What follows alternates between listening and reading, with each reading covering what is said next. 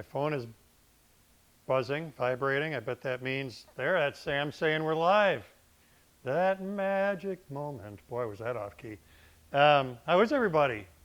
Happy Thursday night. Couple things going on today.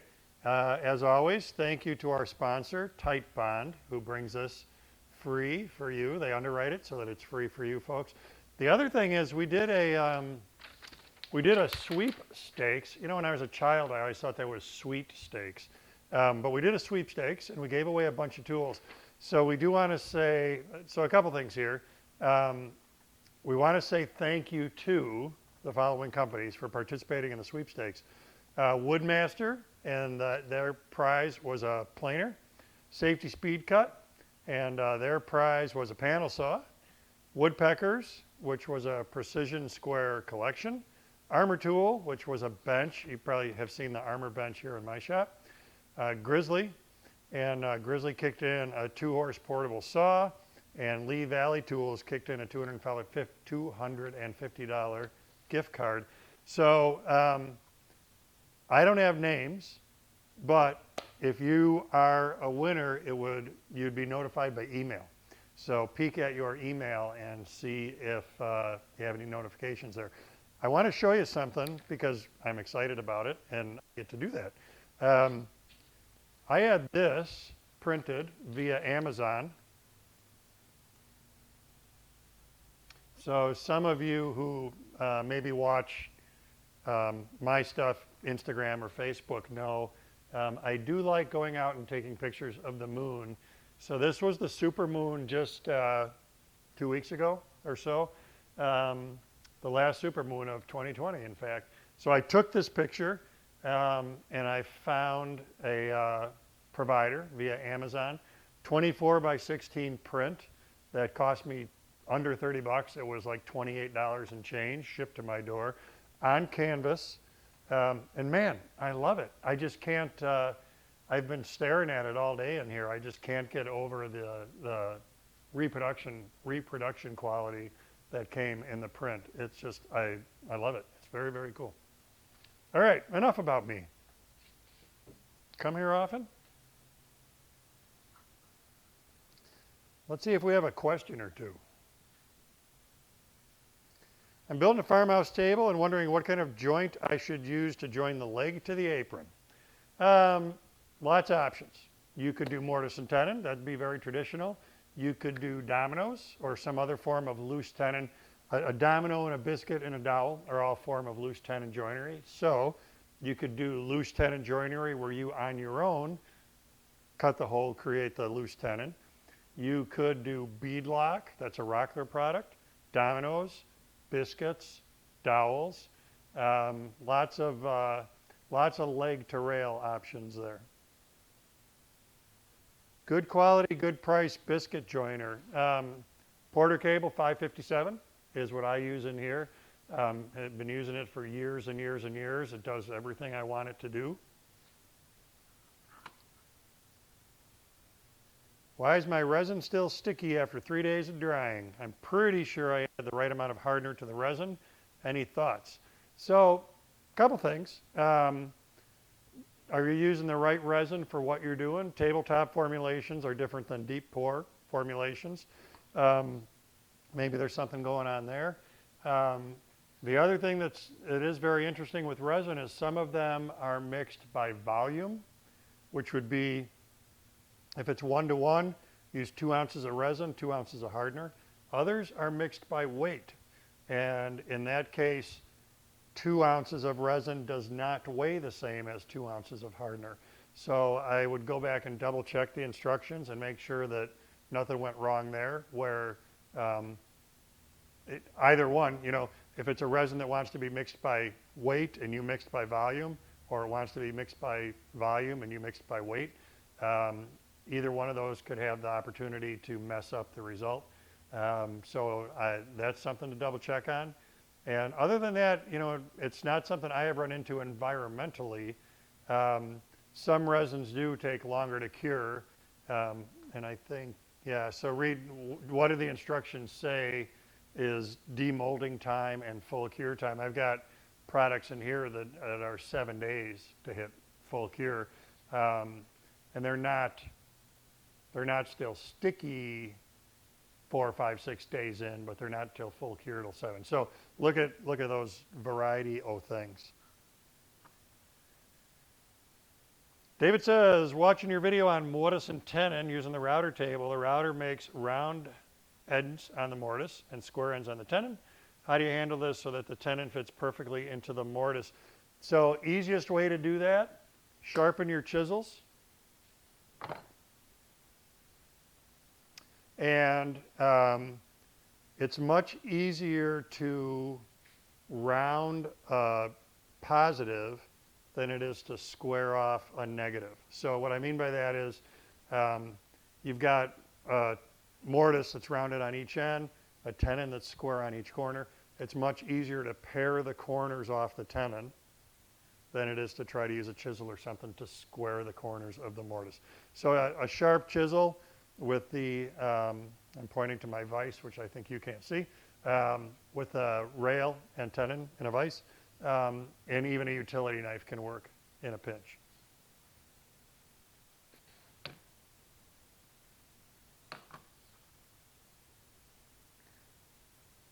Conway, South Carolina. I'm watching from Gillette, Wisconsin. There's the way to level an oak cookie without a router. Love your live streams, by the way. Thank you. Glad you're watching. Level a cookie without a router. Belt sander with a really coarse belt on it, I guess. You know, so a chainsaw would get you close. I did a thing. I'm trying to imagine how I would show you this. I had to do some work on a couple of cookies. Let me grab this chunk and set it on the bench here, and I'll show you. Don't leave. I'm coming back.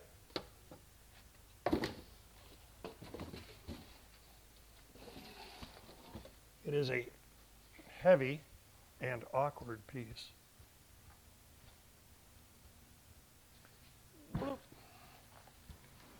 I have to do some work on this thing soon. It's a chunk of burl. So I had a piece similar to this. And to do that work with a chainsaw, what I did is I fastened this to a sheet of plywood, ran screws from underneath so it wouldn't move. And then I put blocks on here that were the height to which I wanted to cut this. So if I knew I wanted to cut this at 8 inches, 8-inch block, 8-inch block, this thing was surrounded by 8-inch blocks. Then I could come along with my chainsaw and use those blocks as a guide for the bar of the saw. And did that for the top cut to level it off, flipped it over, and then I did have to do another cut to the other face because it was a little jagged, you know, kind of like this. So same concept, smaller blocks, but then that got the two faces parallel, and from there you could go with a sander.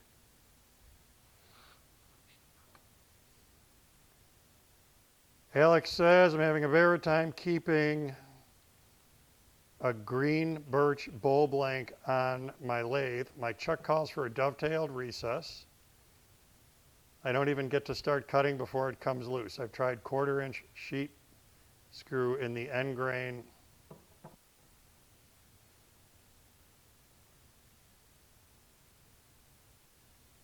The trunk of a birch tree, and is about 6 inches thick, so the screws are going through my faceplate into end grain. Well, yeah, screws won't hold well in end grain, especially in green wood. I don't understand the... Yeah, if you've got a chuck, why are we jumping to a faceplate?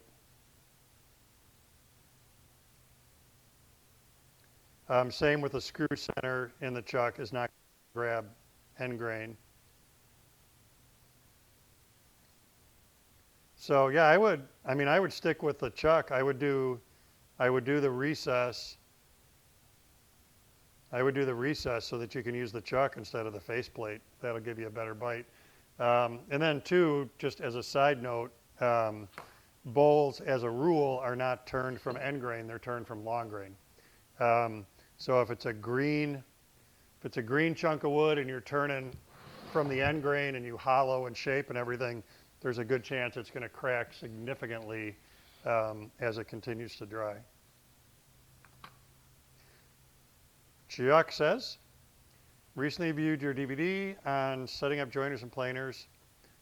What indication shows that your blades need to be sharpened or replaced on either machine?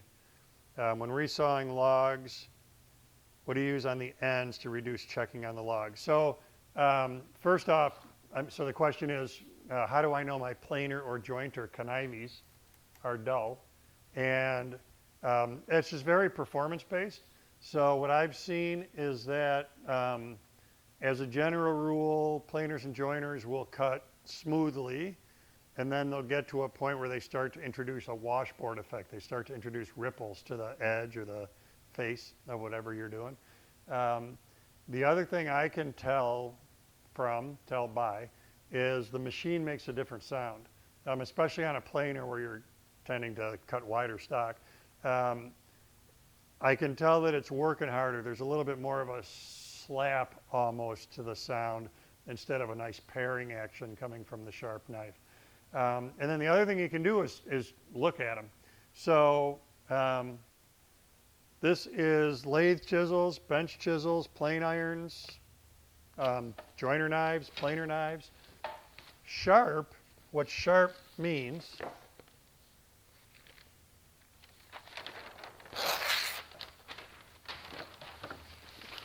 is, in the case of a joiner or planer knife,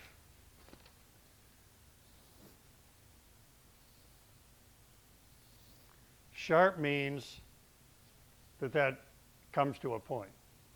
Dull means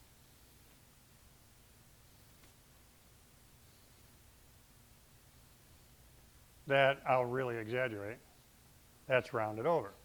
So when I say look at it, what is cool and what happens here is that when this is perfectly sharp, light cannot reflect off that edge because it's a point.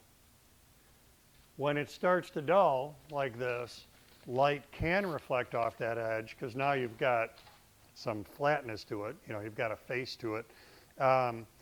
So when you're looking at your joiner knives or planer knives and kind of maybe get down low, unplug it, get down low where there's a glancing light, and then rotate that back and forth. And if what should be the cutting edge looks shiny, if you can see a reflection of light back from it, it's dull. So performance, which is washboard, sound, and then just visual.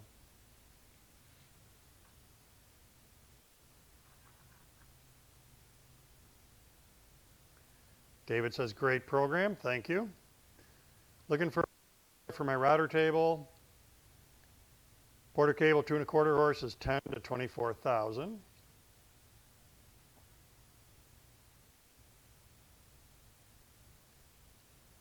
Hang on, I'm sorting through the question here. Porter cable 2 1/4 horse is 10 to 24,000. The 3 1/4 is 10 to 21. I do cope and stick, box joints, and drawer fronts. Would the 2 1/4 be large enough with a higher RPM? So, yeah.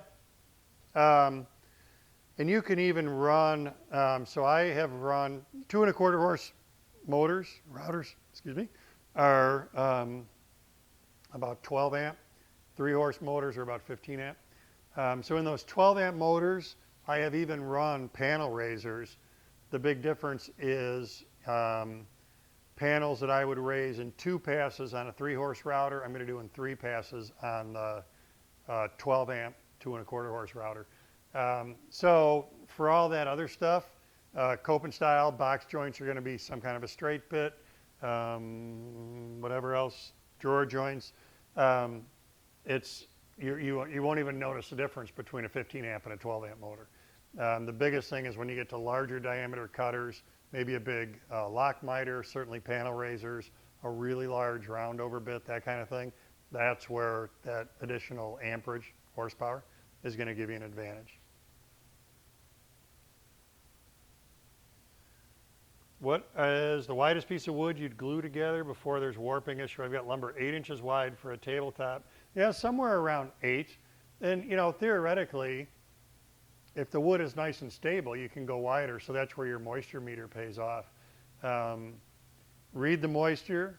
Make sure that it's at an acceptable level. You know, somewhere probably around 8% if it's been kiln dried, or a little bit lower. Let it acclimate to your shop. But yeah, around 8 inches is a good width for a tabletop. John also asks, I want to finish my project with a clear poly coat. Should I use shellac before the clear coat?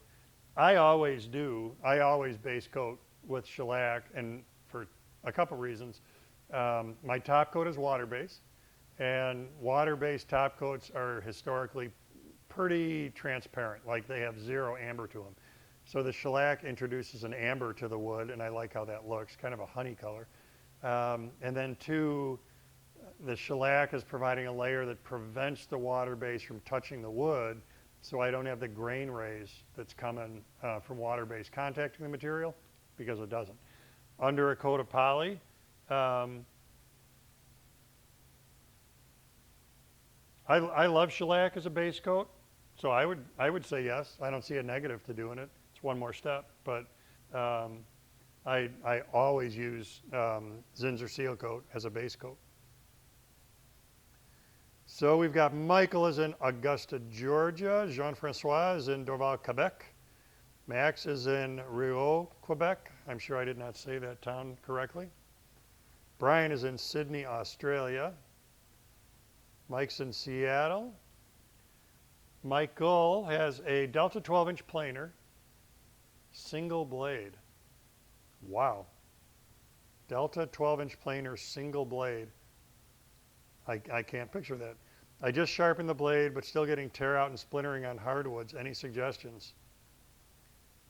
That seems so odd that it's a single blade planer. I have never seen a single knife jointer or planer.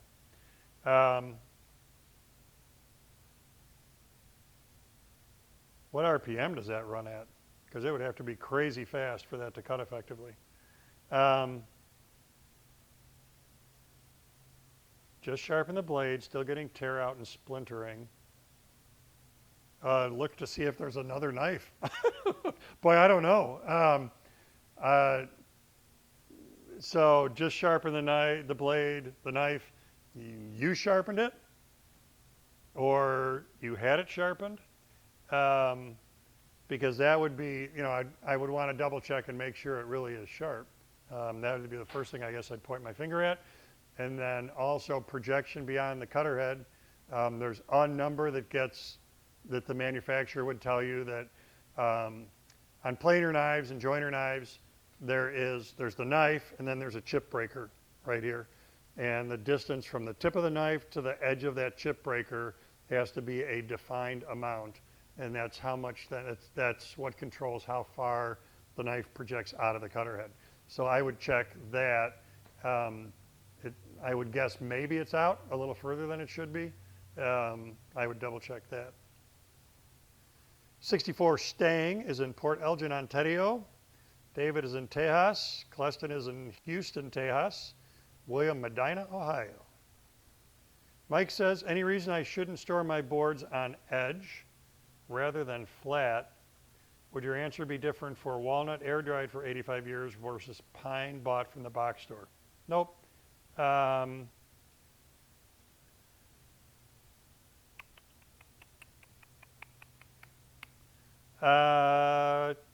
Yeah, it would be, I mean, storing on edge would just be cumbersome to sort through, I guess. But my stuff is all stored flat on its face in my storage racks out here in my garage. But yeah, if you want to stand it up on edge, that'd be fine. I guess the only thing that could be funky there is if the edge isn't perfectly straight, you're going to have points of contact. You know, if it's banana shaped, you're going to have points of contact somewhere, not any place else. I wouldn't like that. If it's already been straight lined and you know you're going to have full contact on all your supports, then it would be okay. But if it's got any kind of a banana to it, I wouldn't want it on edge.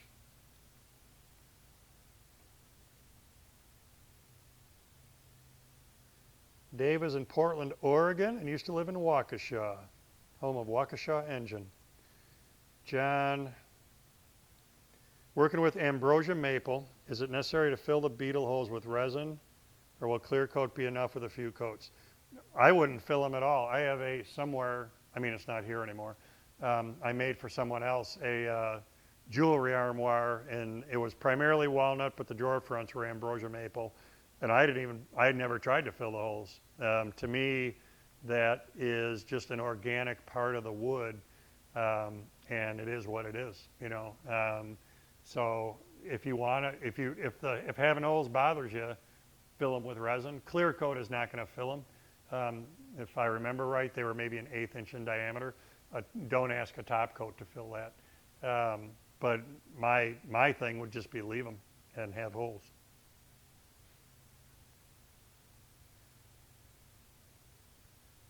Oh, Gary says, it took me a second. If you can find somebody to make a frame for you. Yeah, if only. I don't think I'll frame that moon picture. I like the way the canvas wraps, so the color wraps with the canvas around the edge. That's cool. Gary says, what kind of wood would you like for an Adirondack chair if you prefer not to paint it, just a clear coat? Cedar. I love Adirondack chairs out of cedar. And I will, time permitting, as we get toward the end, I'm going to show you a cool thing I've recently done with cedar. And I have to bring it in. It's right outside the shop here, but I'll haul it in here. Mike says, what do you use to fill the pores in oak? Let's do a show and tell, because that's always easier. I'm coming back, coming back, coming back, coming back.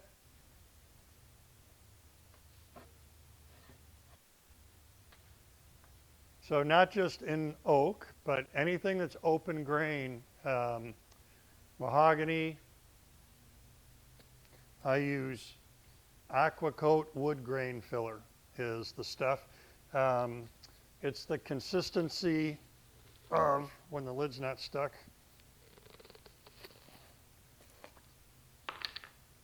it's a paste.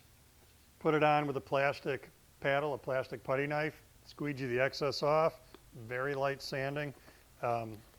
Makes a huge difference in the flatness of the top coat. What brand of cordless power tool do you prefer? I don't have a preference. This place is full of Festool, Ryobi. I'm looking at my cordless tool rack, and of course there's another one right there. DeWalt, Milwaukee, huge variety of stuff.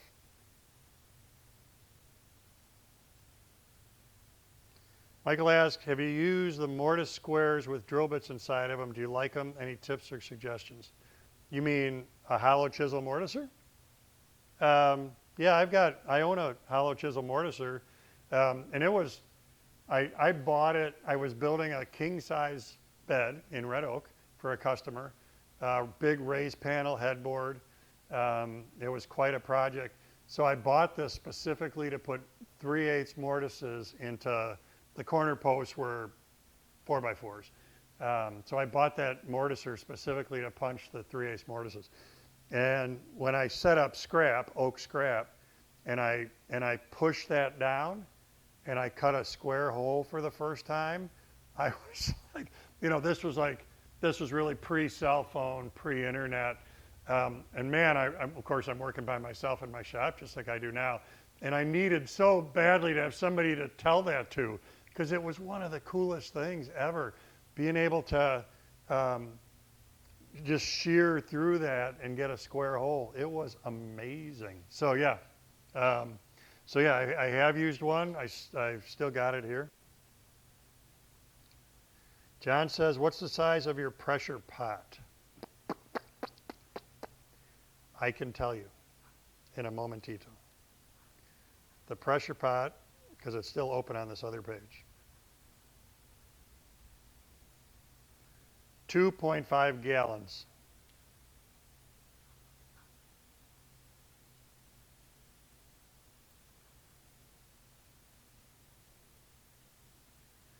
Claywood is in the San Francisco Bay Area. What camera and lens did you use for your moon photo?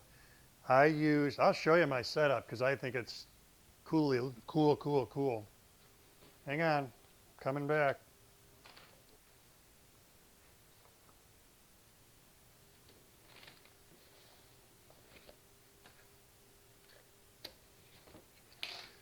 The camera is a DSLR, Canon. So my camera is a T7i, and then the lens is a Vivitar. It's a 500 millimeter lens, and I have a 2-power magnifier on it. The lens itself has a tripod mount on it, so when this goes on a tripod, it goes like this. I've had it only maybe a month or so, but I'm very happy with it. This whole setup, the lens was like 120 bucks on Amazon. I'm sure a more expensive lens would give me a clearer picture, but I have no complaints at this point, and for that price point, it's been wonderful.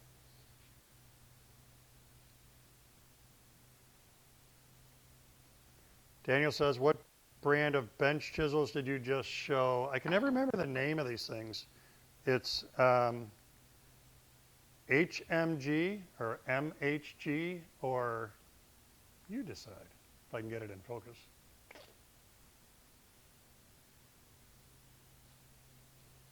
I also have a set of Lee Nielsen chisels that I'm very, very happy with. For spindle turning, how do you sand beads, or don't you? Yeah, I'm way more of a bowl guy than a spindle guy. If I'm doing well on beads, which is I shear them with a skew, I don't do much sanding. But if you do need to, it's just I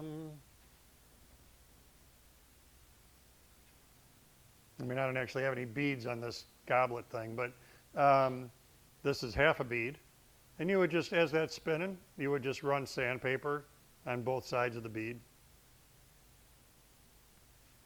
Don't burn your fingers.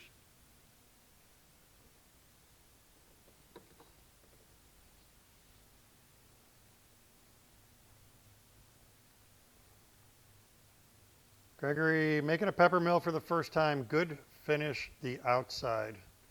Do you finish the inside? I've never made a pepper mill. So I don't think you would finish the inside, but I would ask somebody who knows more than me. If you're turning it, for spindle turning, I am a big fan of 2 different finishes. One is Mylands, Mylands, and the other is just a shop-made finish, which is 1/3 boiled linseed oil, 1/3 mineral spirits, and 1/3 shellac. And that one I like because when I run out of Mylands, if I forget to order it, I pretty much always have boiled linseed oil, shellac, and mineral spirits here, so I can make up my own. The Mylands gives you a little bit more gloss than the shop-made stuff does. Ken says my audio is cutting out. No, I'm freshly charged on batteries, and this is a solid green. I'm going to...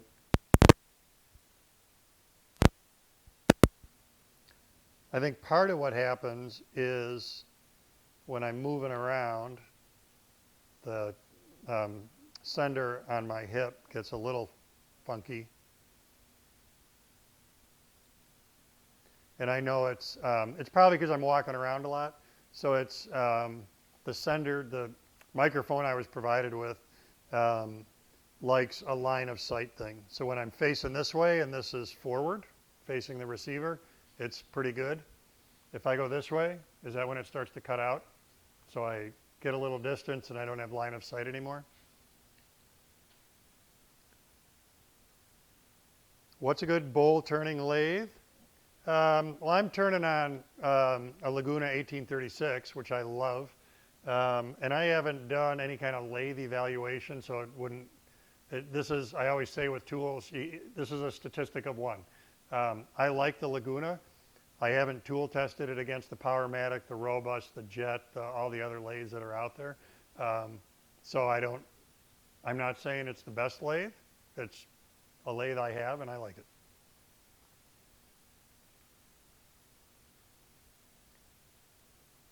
Jerome is in Thailand. That's interesting. It might be, Sam, that might be our first Thailand, huh? Chuck says, I'll be starting a complete kitchen remodel next month. Good for you. And I don't mean that to sound snarky. Good for you. That'll be a cool project. What type of wood do you recommend for the construction of the cases and frames while keeping the cost reasonable? Cabinets will be painted on the exterior with an interior clear coat. Considering birch plywood with poplar face frames. Yep, that's what I would do. It's going to give you paint grade. When you clear coat the inside, it's going to be nice and bright because that birch plywood will be bright inside. Poplar is inexpensive, and both birch and poplar are great paint grade woods. Grain does not typically raise on them when you paint them. So yeah, that'd be my choice. Daniel says, I want to add a router to my table saw extension table. Recommendations, router lift, do I need a cast iron extension? Well, if you're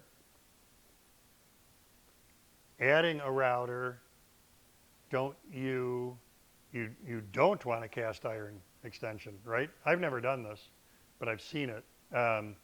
Last time I was at April Wilkerson's shop, we installed one on her table saw, but that was a top, a router tabletop that displaced the extension to the right of her blade on the right side of the saw. And in that case, that was an Infinity product, Infinity Tools router tabletop, and that dropped right in. Router lift is subjective. It adds cost. I do have a lift on my main router table, and I love it. It's great for very precisely controlling the height of the cutter, but it does add an expense to the router table. So that's just if you decide that you're okay with spending that money or not. I do love having it. Any thoughts on a BeadLOCK joint and how much do they cost normally? BeadLOCK is amazing. I'm looking to where mine is for people that aren't familiar with this. Let's do a show and tell. So my mic is probably going to get hinky here because I got to walk a long way. But I'm coming back. It's right all the way at the other end of the shop.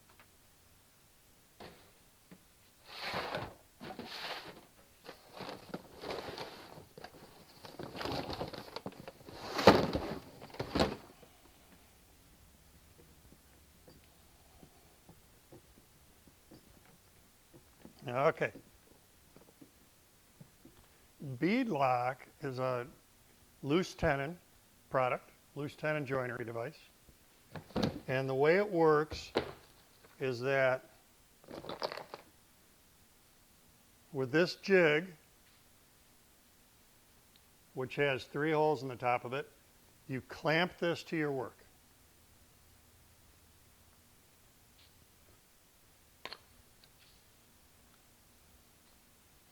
So we'll go ahead and do this. I'm going to just put all this in the vise. And this window is what locates, that's the center of the joint. You would use that on a pencil line to locate the joint. And then, this is the boring part.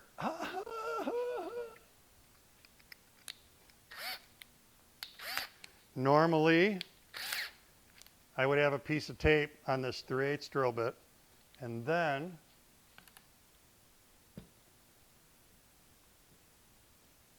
I'm going to bring you this way a little bit so you can see the next step.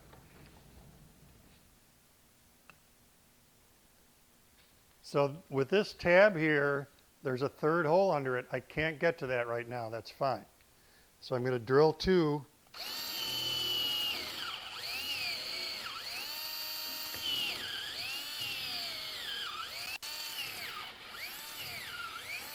And that drill bit's a little dull. loosen the nuts, slide this over till it stops. Now I can get to the third hole. Now drill all three.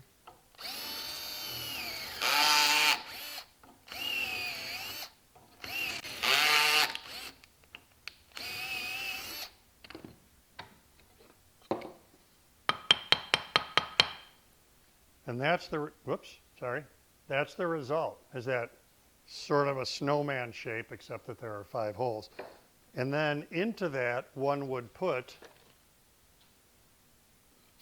the loose tenon material, like that. So leg to rail, this is when somebody asked earlier about a table. This would take the place of a domino, a mortise. It would be way stronger than a biscuit because we have good penetration into both pieces. It's a very simple approach. There are shims here, and that's what controls the distance from the face of this piece to the center of the holes. So don't be thrown off by the fact that these holes are so close to this face. If I didn't have any shims in there right now, these holes would be centered on 3/4 inch stock. So it's a pretty cool gizmo, and I always use the 3/8, but I believe, let me look in my box. I think you can do, you can do 3/8 or 1/4, depending on the scale of the project that you're working on.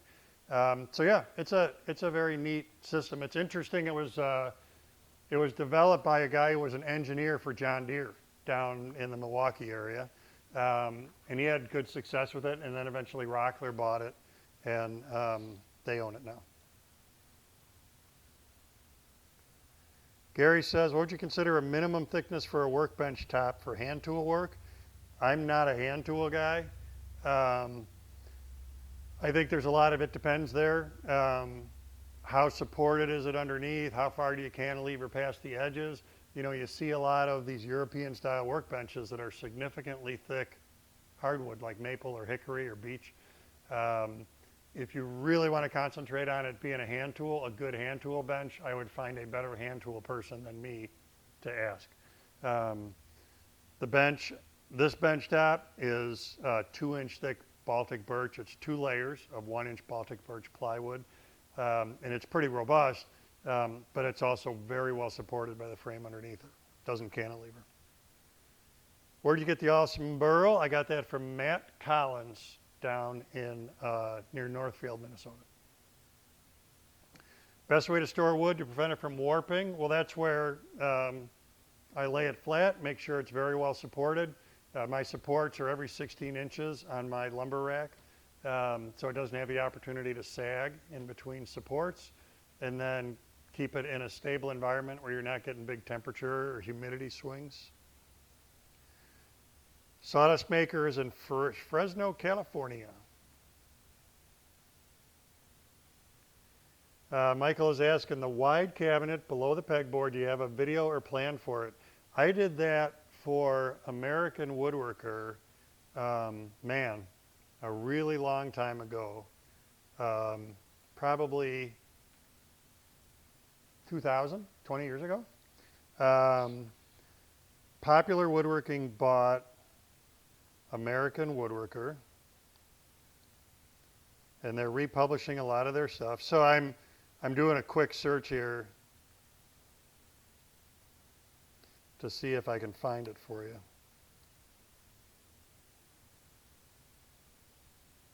And you'll get to see me with more hair and a beard. There, I found a picture of the article.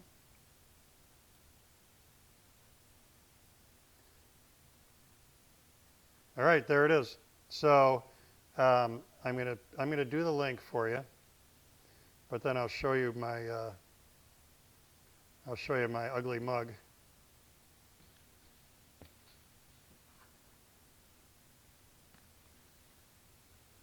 Picture of a picture. So there's the cabinet. And me. with more and darker hair and a big bushy beard. So I'll throw the link up back where you're asking your preguntas.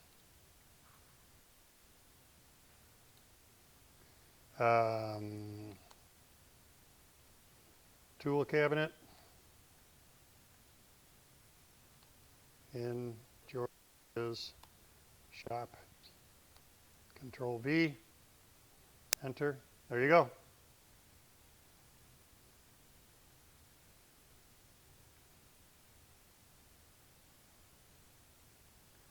All right, now I scroll down really far. Allie's in Mississippi. Gabriel is in Laval, Quebec. We have a small basement we want to finish. It's an old house. Couldn't find footings, put a slope on the floor. How would you do flooring? No idea. I'm not a, you need a building construction guy, not a woodworking guy. Family Handyman magazine is a really, really good resource for DIY, home improvement, that kind of stuff. So they'd be a great one to bounce that question off of.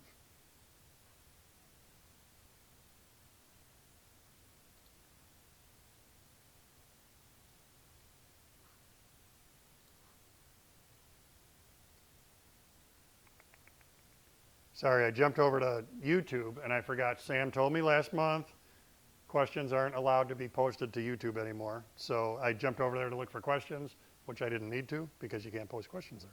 So.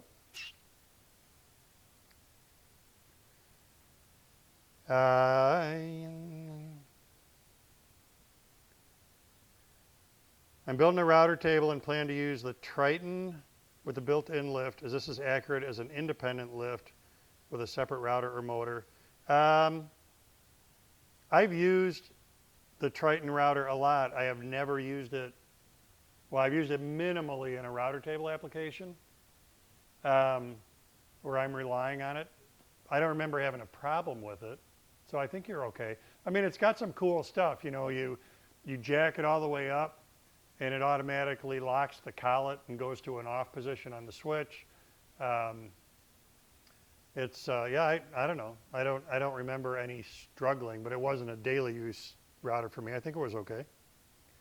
David says, what camera and microphone for live streaming? The camera is a Canon Vixia, and that was provided by the company that owns Woodworkers Guild for me. And the microphone provided by the company that owns Woodworkers Guild is an Azden, A-Z-D-E-N, Pro XD. So I have no buying advice there because it was just provided by the group. Brand preference for a Midi lathe. Well, is the Delta Midi lathe made anymore? That was a good one. For my classes, I just got a bunch of the Laguna 1216s, and they've been great. So there you go. For a chuck, Easy Wood, Nova. I've got both of those here. They've been really good to me. The chucks have worked great. I'm trying to think if I have any other brands. I think those are the only two brands of chucks I have. Tim says, I don't have a table saw, only a bandsaw, radial arm, circ saw, having lots of trouble trying to rip wood. Any recommendations or techniques that would help? Yeah, tracks. For your circ saw, Kreg makes a track that your circ saw can go into, so you can use it like a track saw, and that would make a huge difference. There is some information on WWGOA.com for shop-made tracks for circular saw. You could search that in the search function on GOA. What is the best way to cut a 4-inch circle? Well, it depends on what tools you own. CNC, bandsaw, handheld jigsaw, coping saw. If you don't mind having a hole in the middle of it, hole saw.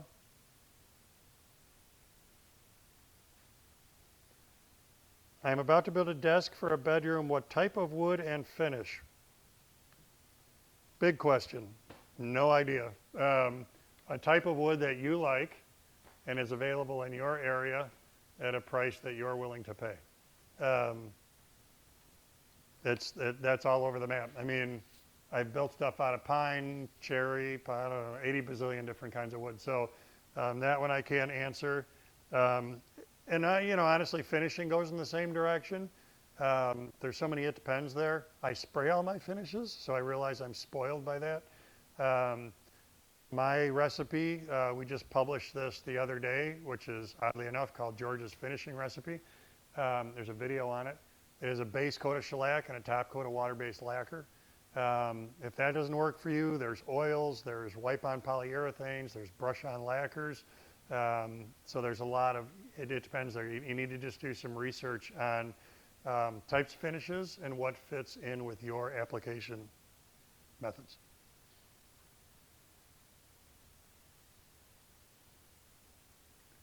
Nova is a good lathe too. Cleston mentions. I've got a Nova DVR. That's lathe has been very good to me. How strong are BeadLOCK joints? They're great. They're like doing a traditional mortise and tenon. They're like doing a domino. Stronger than a biscuit. Stronger than a pocket hole. And Cleston says you can do quarter, 3/8, and half. I missed the half.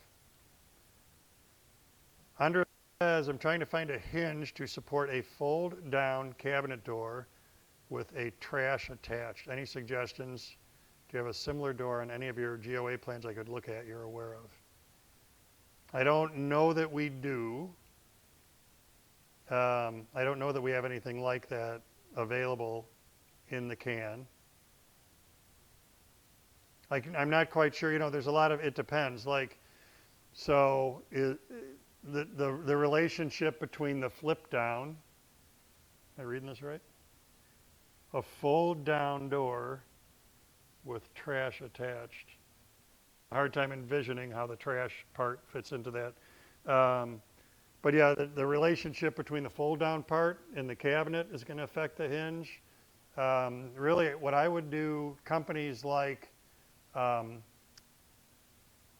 Hardware is they're a great resource, and if you can call them and describe what it is you're trying to do, they've got 11 billion different types of hardware in the place, and that'd be a great resource. How big should a burl be before you harvest them? I don't know. I mean, a lot of times it's just a byproduct of a tree is getting cut down and it happens to have burls on it, so you get what you get. I have never harvested a burl because I harvested a burl. You know what I mean? It's always come from the fact that a tree is being cut down, and the burl comes with it. All right, I'm going to show you this way cool thing. Oh, let me see. A couple questions here yet. What time is it? Oh, we have 10 minutes yet. Okay. Question of the router table extension on a table saw. I bought the cast iron extension with a router table mount for the Grizzly 10-inch cabinet. No router lift, but it works great. There you go. Top is flat, and I have the use of the fence and the miter slot. Robert says, how do you dry bowls turned wet? So I do two things. Mostly what I do is I turn them start to finish in one fell swoop. So this bowl, which is spalted weird maple, dripping wet green when it went on the lathe, and then I turned it, sanded it, sealed it, all in one run. My friend Paul, who does as much turning as I do, his approach is turn it until you have a thick wall. The wall thickness should be 10% of the diameter of the bowl. So if this is a 10-inch bowl, you would leave a 1-inch wall. That blank goes into a brown paper bag along with some shavings. You let it sit in your shop someplace, and it will slowly dry over a period of months. and then you come back and you finish it after the wood is dry. I've got one bowl here. Paul keeps encouraging me to try that. So I've got one maple bowl here that's drying that way.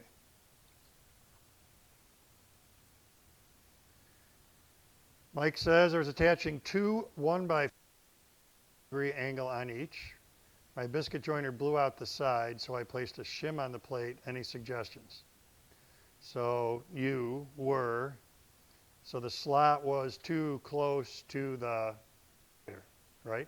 So you couldn't adjust the fence just down far enough. So yeah, the shim, if you can't move your fence to where it moves the slot down, away from the knife edge of the miter, then a shim would be a good answer.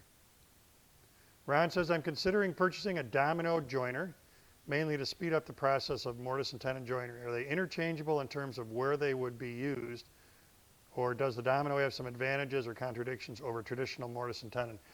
Well, I would say you get more versatility out of a domino, because I can use, with the domino, I could put a slot right here in the middle of this board. I could put a mortise. So let's say I want to use it where a shelf is going to go like this. So I could cut a bunch of slots in the end of the shelf. I could cut a bunch of slots, mortises, in the face of this vertical, and I could use it that way. So it's, I think it offers you more than what a traditional mortise and tenon would, and it's way faster to cut. What problems are encountered using resin with ambient over 90 degrees? Bakersfield is hot most of the year. Yeah, so you want to be, well, I'd phone a friend on that. I would call the manufacturer and ask. I don't want to point you in a direction where I'm not sure. When you read the directions, it's usually the other way around, where it's cool in a shop and they want you to be at about 72 degrees, 68 to 72 degrees. When you exceed that and you're sneaking up on 100 degrees, I would call Total Boat or Moss Epoxy and ask them if that's going to be okay. I can tell you an experience I had, and then I'm going to go get this cool project and show you. I built a boat in about 1986, and when I was fiberglassing it, that was the last step, and I was uber excited to fiberglass it. So I was mixing very small batches. It was hardener, resin, and a dye, a navy blue dye. That was the final color of the boat. And it was a really hot day, and my gut was telling me I probably shouldn't be doing it that day, but I did because I was so excited to get to the step. And holy buckets, it was curing quickly. Like, it was barely taking drops of hardener in the resin for this stuff to cure out. But I would bounce that off of manufacturers. All right, 7:53. In 2 minutes, I'm going to go get the project from outside. Dalton says, I want to build some raised panel cabinet doors. What material should I use for the panel? Paint grade.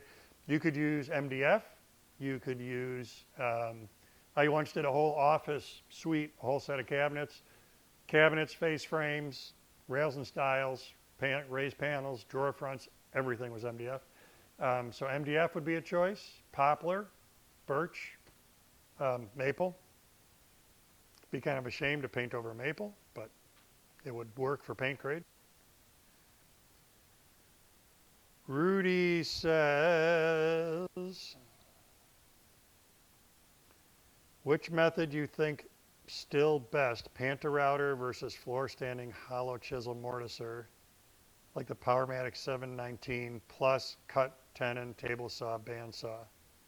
The Pantorouter is more versatile than a hollow chisel mortiser, because you can do dovetails, you can do box joints, you can do funky size. They've got weird shaped templates. So it offers you more opportunities to do different stuff. Jerome says the only difference between a domino and traditional mortise and tenon is you have a limited range of sizes. It's an extremely fast tool. So that's true. With the domino, you're got to go with the size of domino that they provide.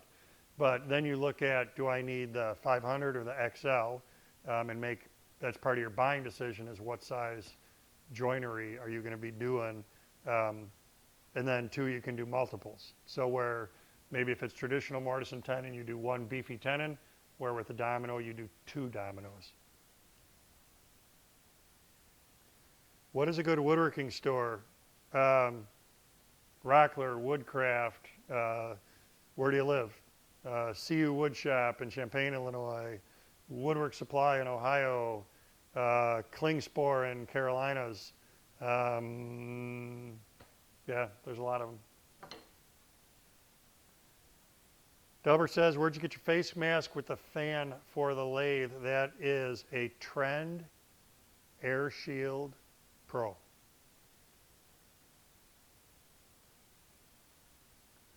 Okay, 7:56. I don't want to run late. So we are going to look at this thing. This was such a fun process to learn and thing to do. Stay.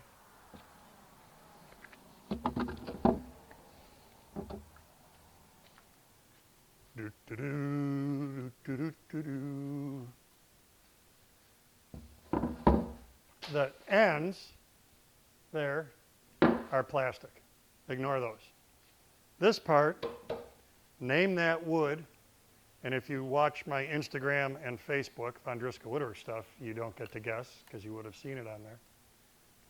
This is Western red cedar, and the process for this is called Shou. And what you do is you use a torch and you heat the cedar, you flame the cedar to a point where it's on fire.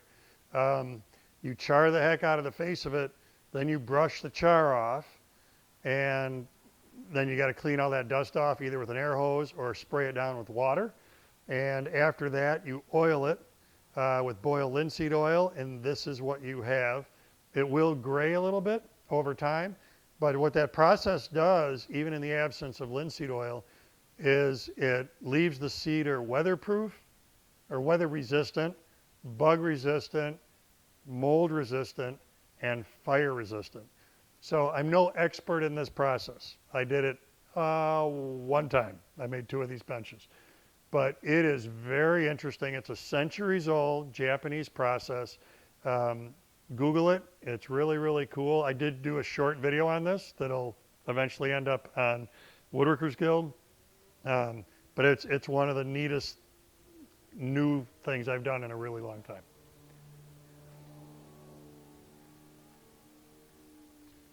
All right. I'm going to look at my clock on my computer, but I think we're there. Oh, we have 2 minutos.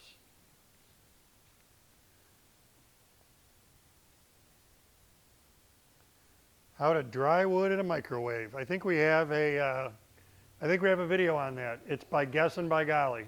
Sorry, I left my door open. You just have to experiment and run it on partial power for just a little bit of time, and then check it, moisture content, and then do it again, do it again, do it again, do it again. Repita, but go slow because it's pretty easy to toast it and crack it. Steven says, what is your favorite musician and band? Yes. I mean, and I don't mean the band yes. I'm being a sarcastic, smart aleck. I listen to 11 billion different kinds of music. Johnny Cash, Steve Goodman, Imagine Dragons, Congos, Niall Horan, musicals. I don't know, just depends on the mood. There's all sorts of different stuff going in here. All right, folks, that's it. Thanks so much for watching, and we will see you in the month of June, a month from now. And Sam, thanks for running the board so effectively. We're checking out.